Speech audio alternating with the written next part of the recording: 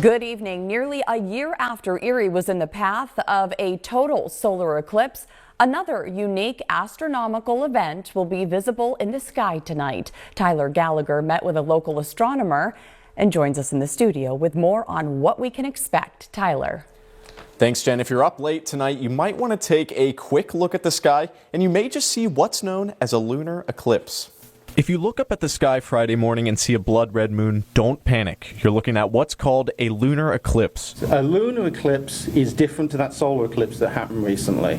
So a lunar eclipse is when you have the sun, the earth, and the moon in line, and the shadow of the earth is going to fall on the moon. Lunar eclipses are also much more common than solar eclipses, occurring 1 or 2 times a year. But even so, Friday morning's spectacle will be nothing short of a sight to see. So what you're going to see is a shadow basically appear on the moon and then start to move across the moon over the course of several hours, basically.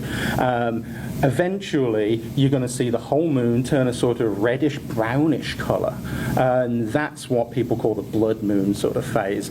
The lunar eclipse will begin around 11:56 p.m. Thursday night and finish up at 6:02 Friday morning.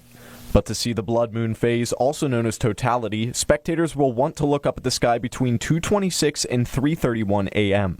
Now, there's a couple different ways you can look at the lunar eclipse tonight, one of them being binoculars, looking up at the sky. If you want to get a little closer view, you can go with the telescope. But honestly, you could just walk out in your backyard, look up, and it's safe to see. With a solar eclipse, we were looking basically at the moon moving in front of the sun, and that means that you had a very bright sun, which there was a dangerous aspect to that to the eyes. This isn't just looking at the moon. It's perfectly safe to do so. For this eclipse, you won't be needing special glasses, but you may want to set an early alarm to catch the show. Meteorologist Tom Atkins will have more on tonight's forecast, and hopefully we'll get some clear skies for the eclipse. But for now, back to you, Jen. Let's hope so. And